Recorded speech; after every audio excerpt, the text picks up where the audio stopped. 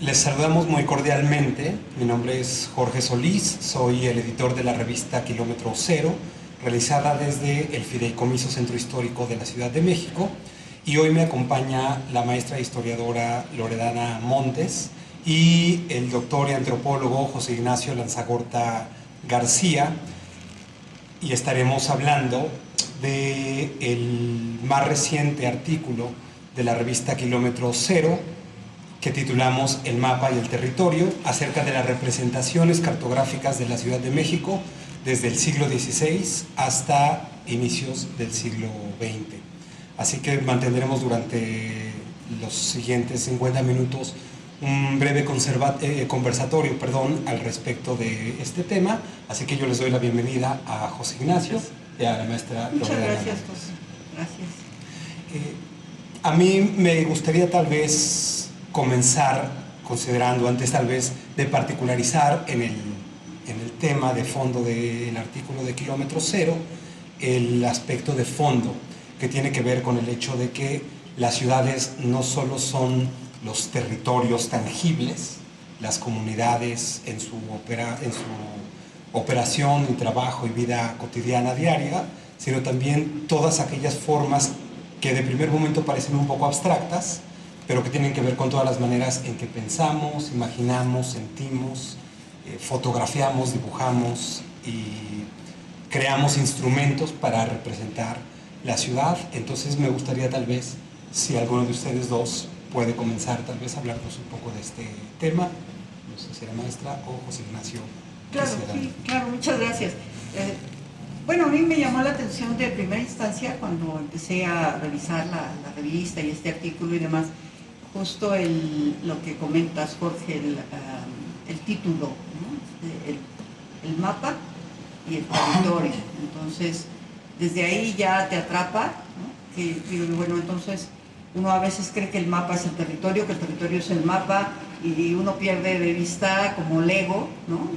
A veces esta idea de que el mapa es una representación, y es una representación de muchas cosas, como bien mencionas.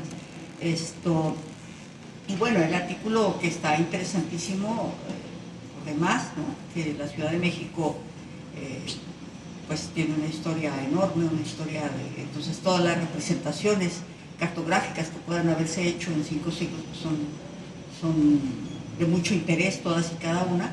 Y bueno, la selección que hizo Ignacio me parece una selección extraordinaria, muy atinada, ¿no? Es lo que podría yo comentar. Pero sí, esta parte me llama mucho la atención de cómo podemos distinguir este mapa, el territorio y esta suerte de palimpsesto, de cómo se va reescribiendo el territorio cada vez que se mapea o que se traduce en una representación. Y yo ahí quizás también añadiría que bueno, que la ciudad tiene una historia bastante extensa, ¿no? Como ya señaló la maestra, y sus transformaciones son tales que la representación que podamos haber hecho o encontrado del siglo XVI nos habla de un entorno que quién sabe qué tanto nos explica algo sobre nuestro presente y qué tanto no, y a lo mejor no importa. Lo que importa es echar un vistazo a ese espacio que compartimos en este valle y ver sobre todo cómo fue representado, porque creo que lo que también mencionabas es que estas representaciones no son equivalentes, ¿no? No tienen los mismos fines, los mapas no fueron producidos ni con la misma técnica, ni por la misma, digamos, sector profesional que podría tener, ni con las mismas intenciones estéticas, ¿no? Entonces es bien interesante verlos como instantáneas, como decir, bueno, esta es una fotografía de la Ciudad de México, pero cuestionar qué tanto es una fotografía. A lo mejor, no, esta es la versión que este grupo, o este artista, o este mecenas quiso que supiéramos o conociéramos de esta ciudad. Y en ese sentido, pues podemos construir un relato que no es lineal de estas transformaciones de 5 o 6 siglos de la ciudad a partir de estas instantáneas.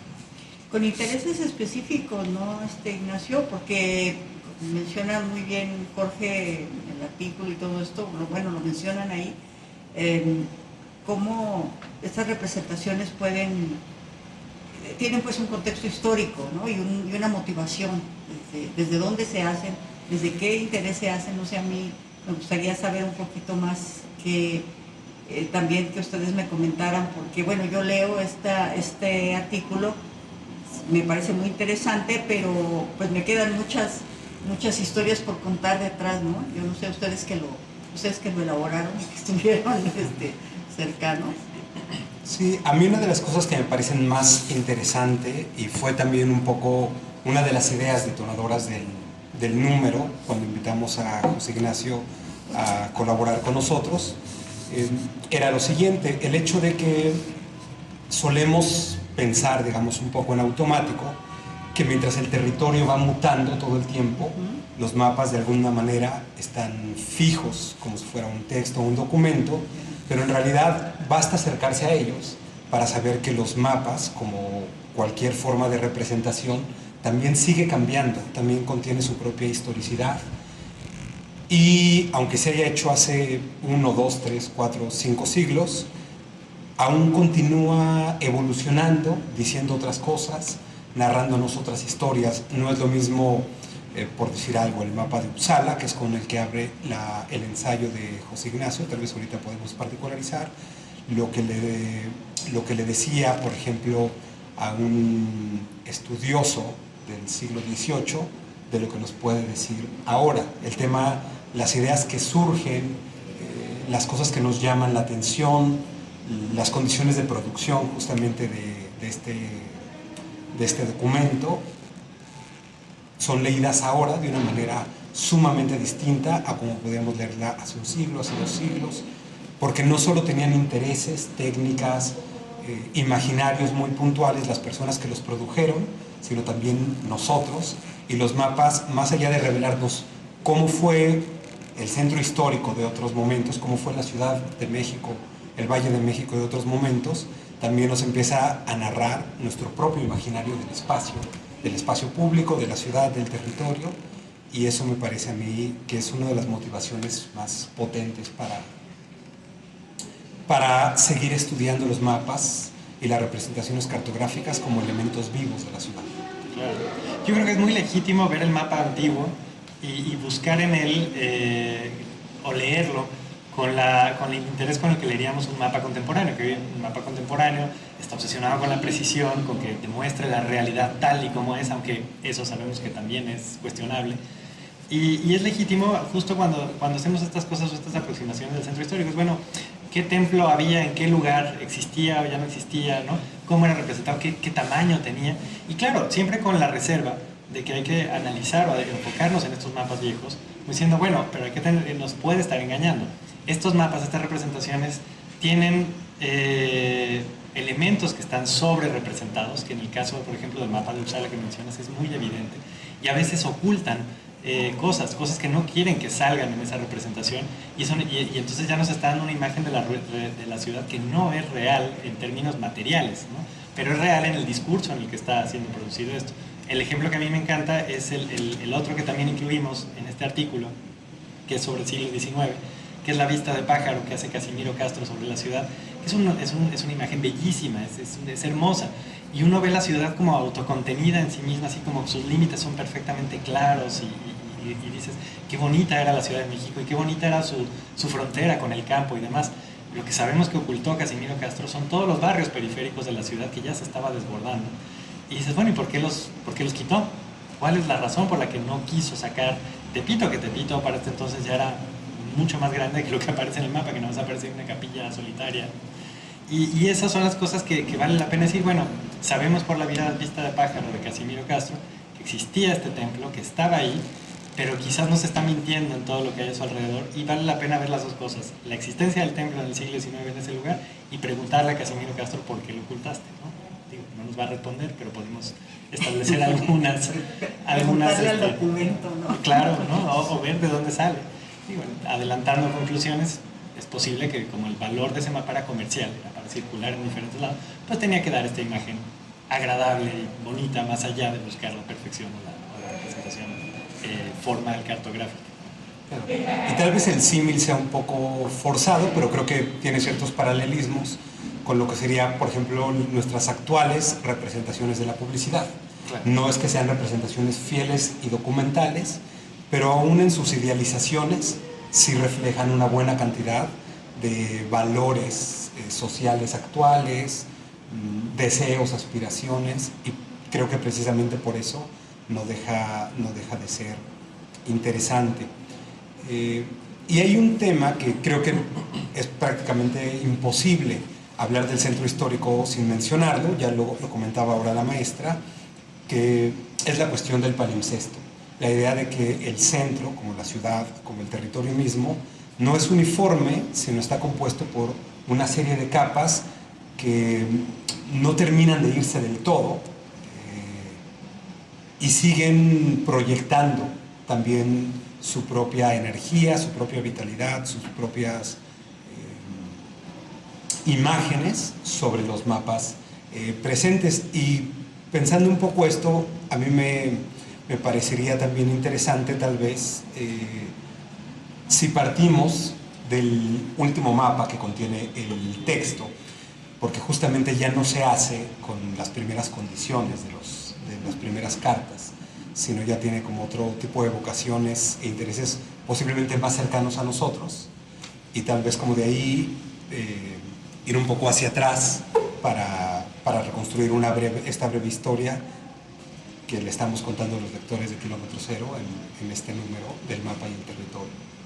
Entonces, pues me gustaría justamente, tal vez, José Ignacio, si nos hablas de este último mapa que se hizo ya comisionado al parecer por la entonces Light and Power.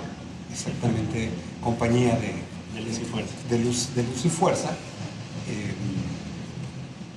y que no tenía ya el interés realmente de mapear en el sentido tan técnico un territorio. No sé si quieras comenzar por ahí. Sí, ese mapa, a mí mapa es un mapa que me fascina. Yo lo escojo como el prototipo, el mapa quizás más entrañable que tiene la Ciudad de México, producido en el siglo XX, por varias de las condiciones en las que se hizo. De entrada, sí, en efecto, es un mapa artístico, es una representación que no busca darnos la Ciudad de México como es, sino darnos un discurso de la Ciudad de México que no está producido para que sepas ubicarte. No es la guía Roji, que también está surgiendo justo en estas fechas. Y lo produce una mujer estadounidense llamada Emily Edwards en la década de 1930, que también es un personaje muy interesante. Ella es una artista estadounidense que viene atraída a México por el foco, este epicentro, este magnetismo que despertaba Diego Rivera y toda esta élite intelectual postrevolucionaria que trajo a gente de Francia, que trajo a gente de Estados Unidos, de España, de Rusia, vinieron a México a compartir esta efervescencia artística. Algunos a morir. Algunos a morir, y algunos, sí, claro, y a ser perseguidos. Y ella, bueno, algunas reseñas siempre les mencionan que era una estudiante de Diego Rivera. Eso me parece muy injusto. Ella ya llega como una artista consagrada. Y sí, le comisiona la compañía de Luz y Fuerza y de tranvías eléctricos a hacer este mapa. No es extraño este tipo de comisión, precisamente porque la compañía en este momento estaba en manos extranjeras, estaba en manos estadounidenses. Entonces probablemente había algún tipo de vínculo, si no real, al menos nacional, ¿no?, que la llevara a ese contrato. Y lo produce como una especie de regalo de la compañía Luz y Fuerza a sus clientes, ¿no? Es como, bueno, cuando contrates algo con nosotros te podemos regalar esta obra que hizo esta artista. Entonces sí tiene el interés de ser algo agradable, algo simpático para sus clientes y demás. No es raro. Hay otro mapa establecido en la la última década del Porfiriato, la primera del siglo XX, que es otra vista de pájaro, también hecha por un pintor estadounidense, Wells, que también era regalado por las compañías inmobiliarias. En ese momento, si tú comprabas un terreno en la colonia Roma, te regalaban esta postal con la imagen de la Ciudad de México. Es algo, digamos, común en la época. Y a mí me gusta pensar, yo no sé si estoy correcto en esto, a lo mejor no, pero me gusta pensar que ese mapa es la última posibilidad que hubo, por la dimensión que fue cobrando la Ciudad de México, de hacer una representación total de la ciudad que fuera coherente, ¿no? De hecho, ella circunscribe la Ciudad de México en un caballero águila, se ve ahí en la colonia Peralvillo, se ve la cabeza del caballero águila, y sus pies son las colonias que se están desarrollando al sur, parados sobre el Pedregal de San Ángel, ¿no? Es una representación muy bonita y muy sugerente de una unidad, de ver la ciudad como una unidad, pero que al mismo tiempo nos permitiera ver detalles. Podemos ver colonias, podemos ver parques, podemos ver zonas nuevas, podemos ver en el centro histórico, podemos distinguir algunas capillas. De hecho, me llama la atención que tratando de cubrir toda la mancha de la Ciudad de México, sale la capilla de Manzanares, ¿no? Que es pequeñísima, y es esta pequeña como iglesita parroquial, ¿no? Y en ese sentido, creo que es un documento valioso porque la Ciudad de México después toma una magnitud tal, es tan grande, el crecimiento es tan explosivo, que yo no he encontrado, probablemente exista, otra representación que haga lo que hizo Emily Edwards, representar esta unidad, pero al mismo tiempo los detalles. Ya creo que todo lo que sigue es simplemente hacer un mapa callejero que más o menos pueda decir, mira, esta es la sección sur, esta es la sección norte, y la única otra gran representación de la Ciudad de México como totalidad es la del caos, ¿no? Es como esa mancha urbana gigantesca a lo lejos es la Ciudad de México, pero apenas podemos distinguir, si acaso, la central de Abastos, ¿no? Porque es gigantesca, ¿no? Y alguno que otro elemento, el aeropuerto tal vez, y ya, ¿no? Sí. Sí, yo también creo que se convierte en una dimensión imposible, ¿no? Ya el poder cartografiar con detalle y demás, en lo que se convierte esta urbe, que es increíble, pero todavía para finales del Porfiriato o para principios del siglo XIX, bueno, había, como bien lo comentas, Ignacio, alguna posibilidad de medio dimensionar todo. Pero pues está la explosión, y coincido contigo que se vuelve una situación imposible. Entonces es muy romántico, y yo creo es muy bonito poder contemplar, poder apreciar en estos mapas anteriores, del siglo XIX y anteriores, todo este crecimiento que todavía te permite encontrar esta totalidad de la ciudad, ¿no? Y bueno, después tienes que hacer como mediciones un poco extrañas, ¿no? Como decir, pues es que la Ciudad de México era en tal fecha, por ahí lo mencionan, lo que hoy podría ser la delegación Cuauhtémoc, ¿no? Entonces, mira, claro. Entonces ya te va dando como cierta referencia de los tamaños, pero los tamaños pues se pierden, ¿no? Hoy es imposible. Claro, y las representaciones que quedan de ese tipo, como la de Emily Edwards, que sean estéticas y demás, sí, se circunscriben al centro histórico. Por ejemplo, en el centro histórico se han seguido produciendo mapas con vistas de pájaro que tienen formas caricaturizadas, ¿no? Hay uno ahí muy famoso que estoy olvidando ahorita su autor, que hizo en los 90, que ahí sigue. Bueno, lo he olvidado, pero es una de las representaciones más como conocidas del centro histórico, pero es cartográfica y caricaturizada al estilo de Emily Edwards. Pero pues ya es solo una fracción de lo que hoy es la Ciudad de México, que es inconmensurable. Sí, de hecho, también una cosa interesante, por ejemplo, con el tema de trabajar desde el centro histórico, es que vamos nosotros proyectando la misma idea de centro histórico sobre los mapas antiguos, ¿no? Cuando Pedro de Arrieta, por ejemplo, hizo su plano, él no estaba pensando en el centro histórico, sino en la Ciudad de México. Claro. Y ahora, precisamente por esta expansión con el tiempo, nosotros de entrada no podemos verlo sin proyectar sobre el plano la misma idea de centro histórico, ¿no? O sea, que bueno, pues es finalmente una concepción, crecimos con ella, nos parece natural, pero tiene también su propio grado de historicidad y no deja de influir en cómo miramos los planos y los mapas del pasado. Claro. Que por cierto, ahorita que se vale salirnos del siglo XX y ir a los mapas, es que mencionaste el de Arrieta. El mapa de Arrieta que está en este artículo es un plano del siglo XVIII, 1737, que es el que se presenta en el texto. Y hay que decirlo, es un mapa que que se produce en un siglo en el que se hacen muchos mapas. Del siglo XVII, del XVIII, a diferencia de los dos siglos anteriores, tenemos muchas más representaciones, justo porque es el siglo en el que comienza la idea de ver a la ciudad como una unicidad, como una sola cosa, que debe ser intervenida, gobernada, modificada y demás.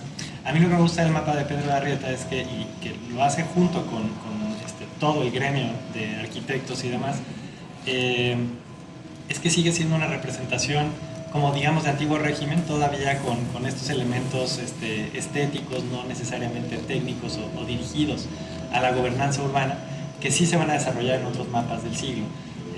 Tenemos, por ejemplo, y esto es un mapa que no viene en el texto, pero quizás vale la pena hablar, el mapa que hizo Ignacio Castera a finales del siglo XVIII por la Academia de San Carlos, que también justo se ve la obsesión de representar a la ciudad como una sola cosa compacta, ¿no? De hecho, él sugiere hacerle una muralla a la Ciudad de México y además retrasar, de volver a trazar sus barrios periféricos para que quede con esta forma como de cruz griega de la ciudad. Para eso tiene que excluir Tlatelolco de su muralla. Pero es con esta idea de, una vez más, ver el centro histórico como la totalidad de la ciudad y ver a la Ciudad de México en su conjunto. El mapa de Pedro de Arrieta y compañía todavía es como una ciudad abierta, ¿no? Que puede crecer y que, a ver, ese mapa también se produce en condiciones muy particulares, así como Emily Edwards hace el suyo para la compañía Luz y Fuerza. Pedro de Arrieta la hace junto con su gremio porque están buscando que les apruebe el virrey una serie de reformas, de ordenanzas a su gremio que les traigan muchos beneficios. Entonces, justo presentan este mapa como para decir, miren, somos un gremio valioso para el virreinato, entonces denos todo lo que estamos pidiendo. Digamos que es un mapa como que al mismo tiempo es una petición sindical, usando un anacronismo, ¿no? Y por eso revela muchos detallitos, como mira, tu ciudad tiene muchas cosas que pudieras arreglar, a diferencia del mapa de Casimiro Castro que oculta los barrios. En el de Pedro de Arrieta aparecen como... Están ahí, además, muy magnificantes, desbordantes, como para decir, mira, los necesitas, ¿no? Contrátame y danos las prestaciones que estamos buscando en el orden del gremio para poderte arreglar todos estos barrios periféricos que tienes aquí. Luego hay otra cartografía también. Es muy interesante lo que mencionas, Ignacio, porque efectivamente el siglo XVIII creo que es donde más se producen, ¿no? Los mapas estos. Para finales del siglo, me parece que hay un mapa de ¿cómo se llama? ¿Conde? Diego García Conde. Diego García Conde, que creo que es el mapa más, como digamos, del que se toman ya, ¿no? Después de la mano otros cartógrafos y que se va como repitiendo esta representación. Y llama mucho la atención cómo al final de todo la traza de la ciudad, o por lo menos de esta primera ciudad de la que estamos hablando, casi no se pierde desde siempre, desde que eran canales y no calles, ¿no? La traza continúa. Eso a mí me llama mucho la atención y uno no deja de caer en la tentación pues de estar identificando, ¿no? Sí. Aquí era, en este canal era la calle fulana, o por aquí corría la calle Pregana, o aquí estaba aquella parroquia o aquella iglesia que ahora ya no existe, en fin, ¿no? Uno no deja de caer en esa tentación porque a mí me parece ese asunto como muy interesante. Uno quiere sentirse conocedor de su ciudad, y esta ciudad como es ahora y con estas dimensiones que tenemos, como mencionábamos hace un rato, ya no lo hace posible, ¿no? Hay gente que ha vivido aquí toda su vida y no puede reconocer todos los rincones de la ciudad de este tamaño, pues no veo quién, ¿no? Desde un satélite tal vez. Pero yo quería subrayar eso que mencionaste. Sigo pensando que es muy legítimo recorrer estos mapas, aún sabiendo que estos mapas son producidos por sus propias condiciones. Eso, es decir, bueno, esta calle desde cuándo estaba aquí, desde dónde viene representada. Ah, mira, esto es Tacuba, ¿no? Podemos irnos al mapa de Hernán Cortés y ver los elementos de ese mapa. Bueno, el mapa de Nuremberg, no sabemos si propiamente Hernán Cortés lo hizo o no, pero que aparece publicado con sus cartas de relación allá en Nuremberg. Ver ese mapa y decir, bueno, mira, aquí está la calzada de Iztapalapa, aquí está la de Tacuba, aquí está la del Tepeyac. Son elementos que ahí siguen, ¿no? Y es fascinante encontrarlos y verlos en el mapa y reconocerlos cuando uno camina por la calle de Tacuba, decir, esta ya estaba desde aquí, desde el siglo XV, ¿no? Y tenemos un mapa que lo representa, ¿no? Sí, a mí una cuestión que me llama la atención también respecto a los mapas tiene que ver con sus usuarios. Los mapas, por ejemplo, en el siglo XVIII, ahora que se mencionaba el mapa de Castera, están asociados también con el crecimiento de una industria o la modernización de toda una industria, por ejemplo, la minería, que naturalmente no empieza en México en el siglo XVIII, pero es cuando empieza a tener un crecimiento y una modernización a partir de saberes científicos y técnicos muy, muy particulares.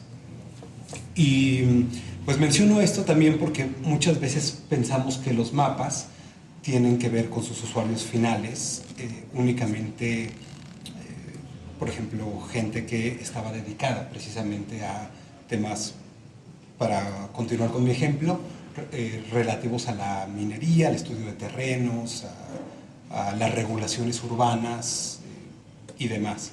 Pero en realidad, pues los mapas me parece a mí que no dejan de representar otro tema que yo sé que le interesa a la maestra, que tiene que ver con el uso final del espacio, es decir, personas que tal vez nunca tienen el mapa en sus manos, que no están involucradas con la lectura del mapa, la producción del mapa, pero que no dejan de estar también determinadas en su vida cotidiana y en el uso del espacio por las visiones que nos van arrojando estos mapas, que es un tema que me parece interesante también de abordar.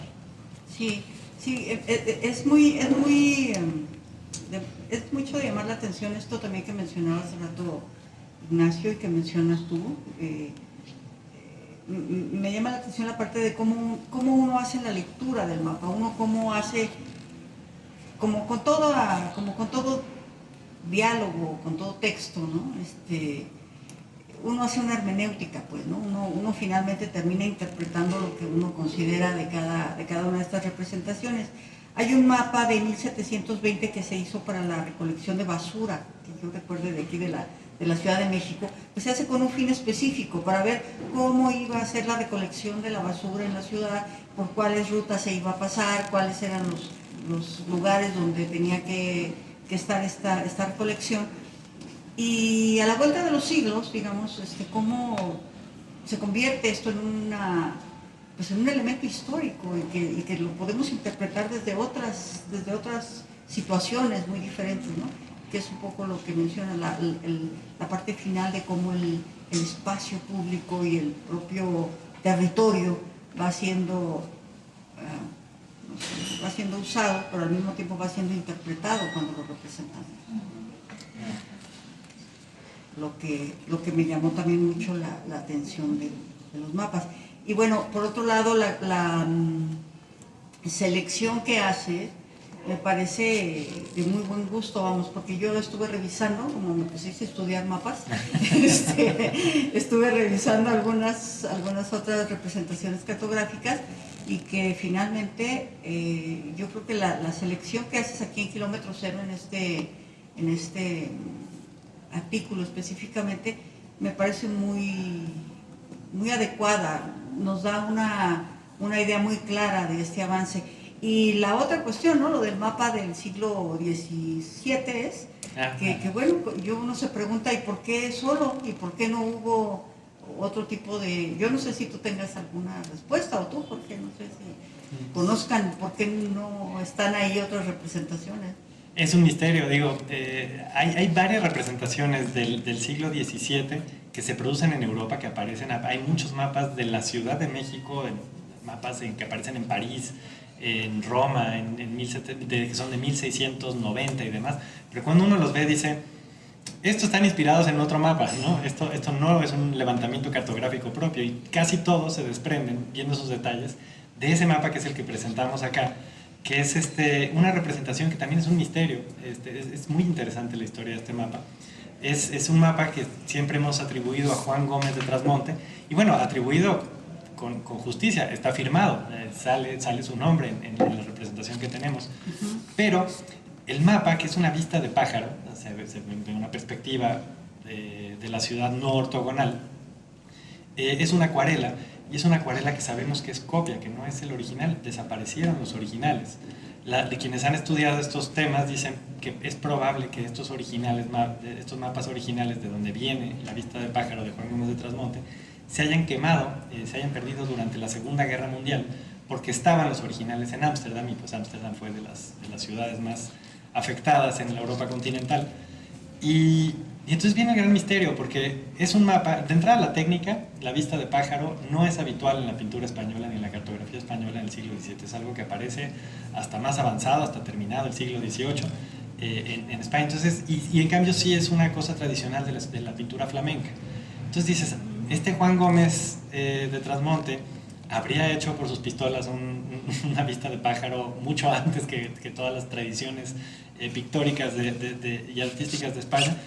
Pues parece ser que es un crédito que se lo dan a él los artistas holandeses que hicieron esto, que para mayor seña pensamos que es el taller, no, sabemos que es el taller de Fink Vons, que hacía mucho este tipo de mapas de otras ciudades europeas o de otras partes. Parece ser que lo que recibieron los Fink Vons es un mapa ortogonal original, que probablemente ese sí lo hizo Juan Gómez de Trasmonte, y ellos en Holanda hicieron la vista de pájaro, lo doblaron y lo hicieron muy bien. No solo nos dieron el gran documento del siglo XVII cartográfico de la Ciudad de México, sino hicieron uno de los más bellos que tenemos. Y sí, la gran pregunta es ¿por qué no hubo otros levantamientos? Sobre todo por el año. El año en el que se hace este mapa es 1628. Bueno, ese es el año que viene firmado. Sabemos que la Ciudad de México sufrió una inundación devastadora justo al año siguiente del levantamiento de este mapa. Esta inundación que duró 5 años y que definitivamente transformó la manera de organizar el espacio de la Ciudad de México.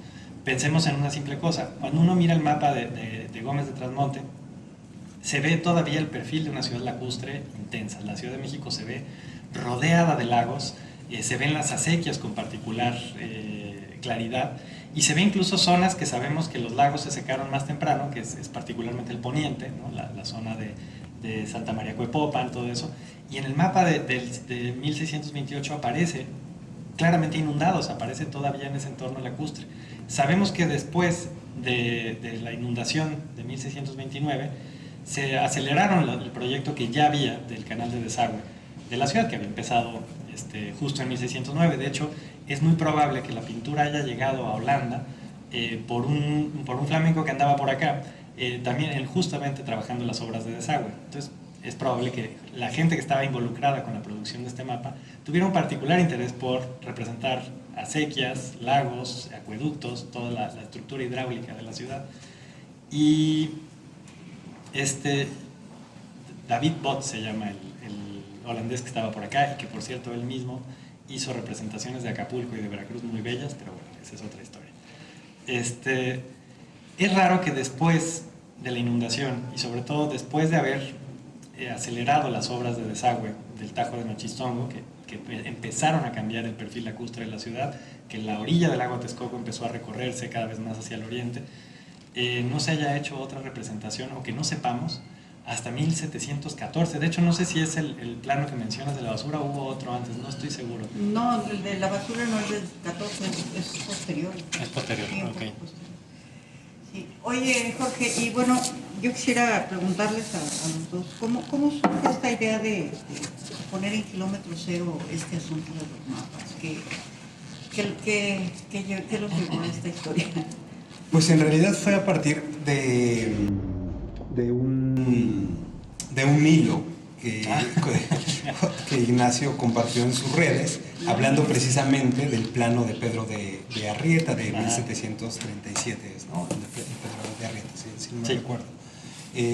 Identificando los elementos que uno precisamente alguien puede aún recorrer a pie aquí en el centro histórico, elementos muy naturalmente muy reconocibles, y que pues nos ponen precisamente en esta posición entre reconocer lo mismo que es nuestro entorno inmediato de todos los días, y también otro de los temas pues fascinantes del centro histórico, que son los cambios y también pues las pérdidas del patrimonio, que a veces solemos narrarlas en términos muy negativos, simplemente como algo que ya se nos fue de la mano, pero que en el caso particular del centro histórico de la Ciudad de México es muy interesante, porque hay muchísima riqueza patrimonial que no existiría si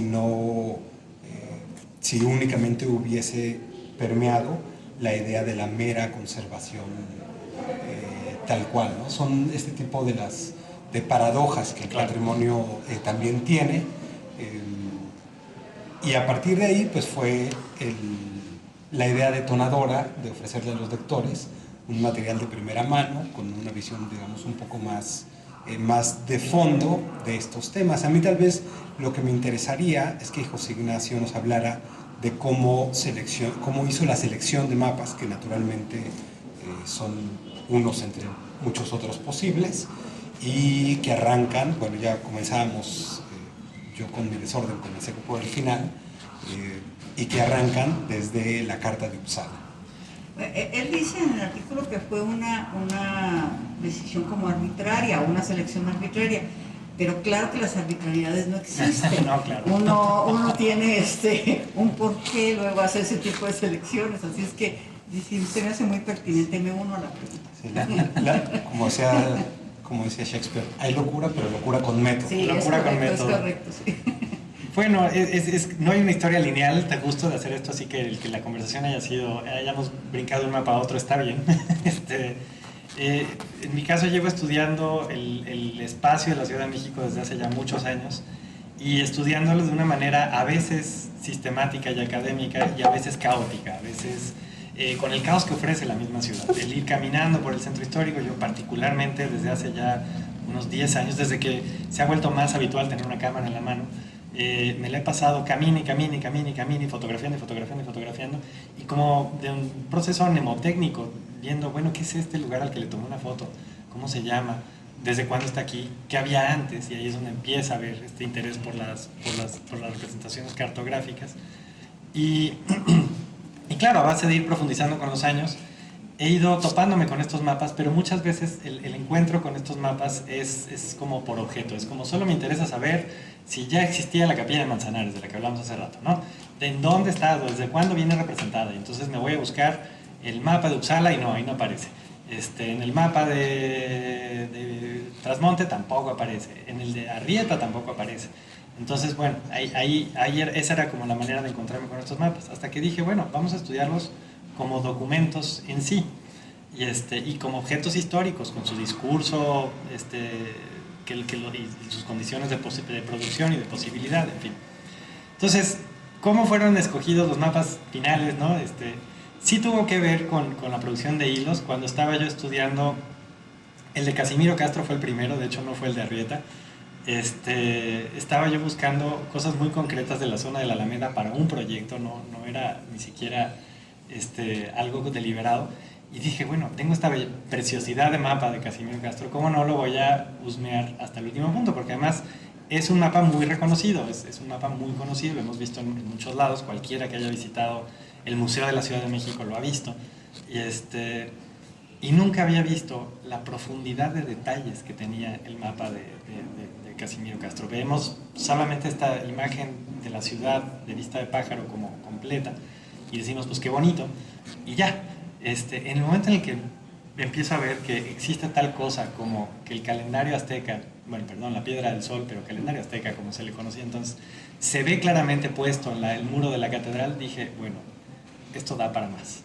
Entonces, claro, ahí empecé a ver todos esos detallitos y con esta cosa de cuestionarnos qué hay y qué ya no hay, ¿no? Lo que mencionabas, la paradoja de lo destruido que dio lugar a algo nuevo y pues sí, terminando ese ejercicio con Casimiro Castro, dije, bueno, vamos a hacer lo mismo con otros mapas y así podemos ir contando una historia de lo que había y a lo que no hay, al mismo tiempo la historia del mapa, al mismo tiempo la historia de la ciudad. Y claro, la elección está orientada a aquellos mapas que tienen mayor cantidad de detalles y que además sean agradables, que sean estéticos. En algunos casos no había mucho de dónde escoger, como es en el siglo XVII, donde solo tenemos ese.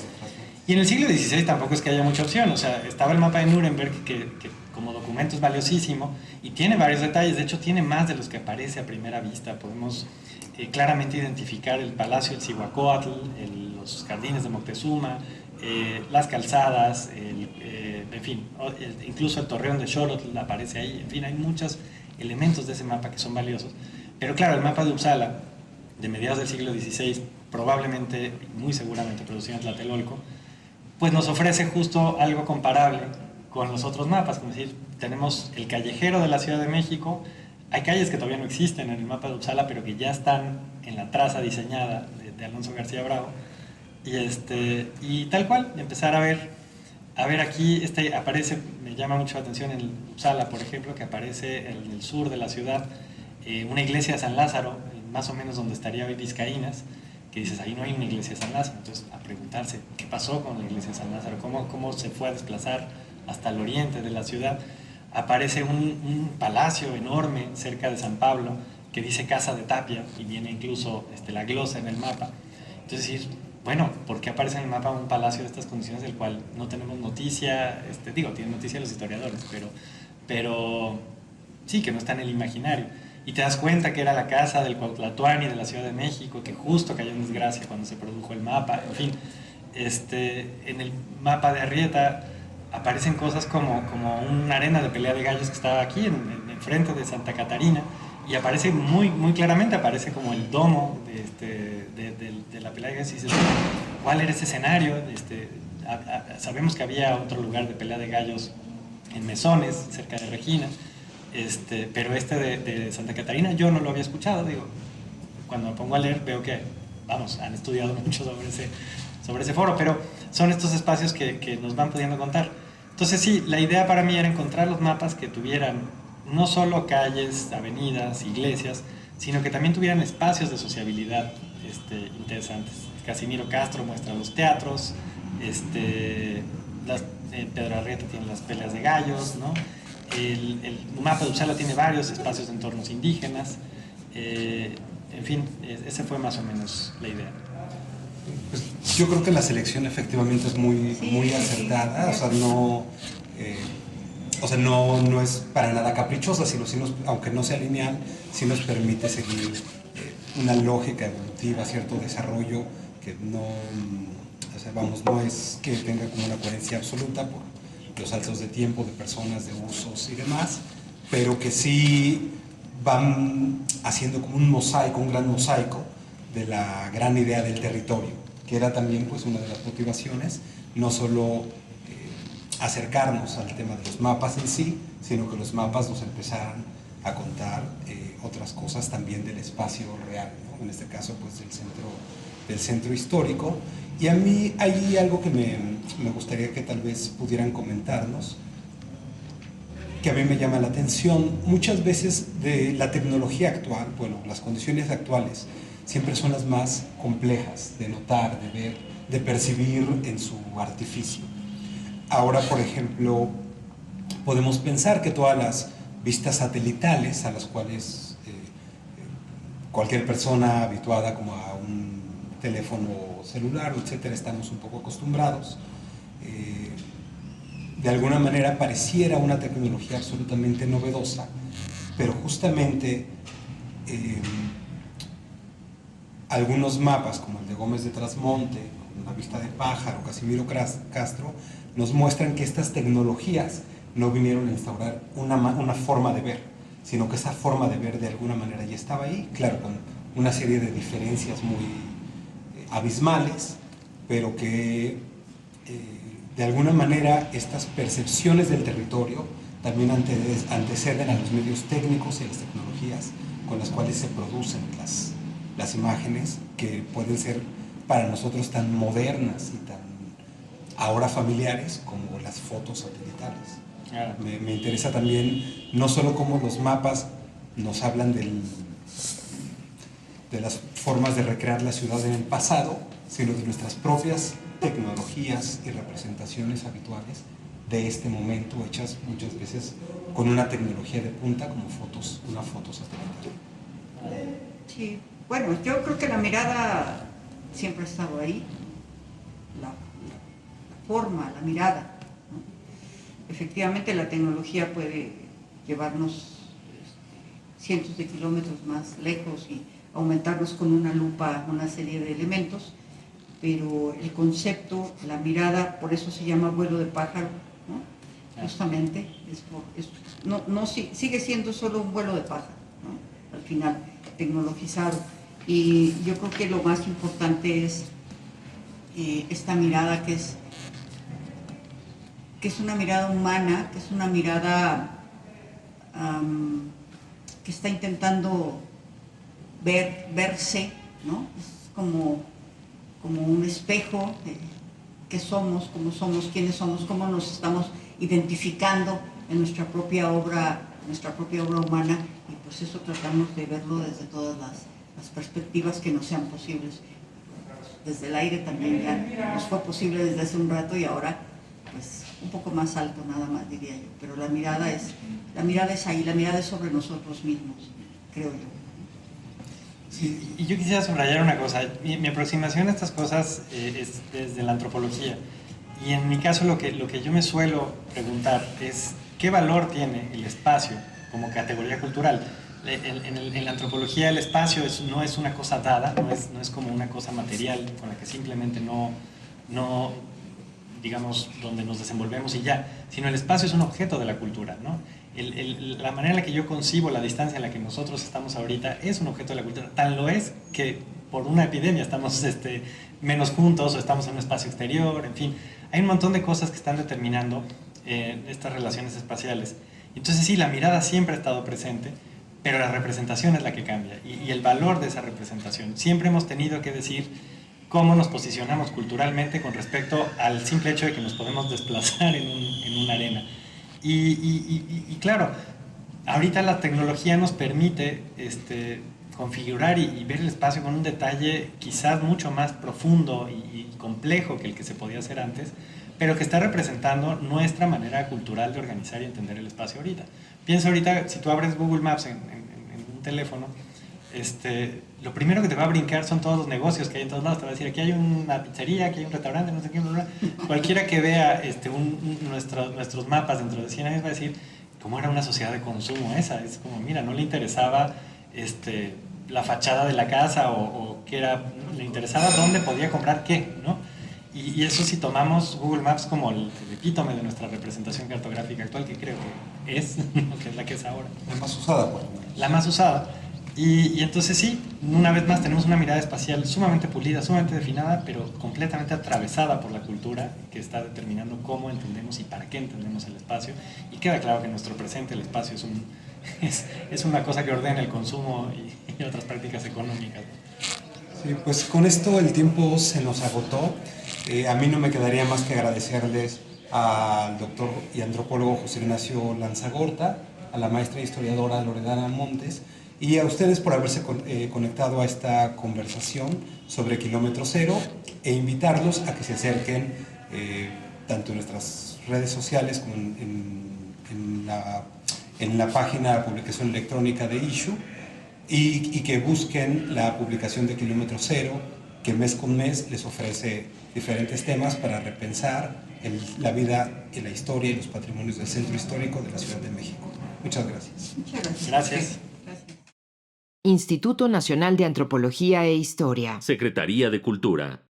Gobierno de México.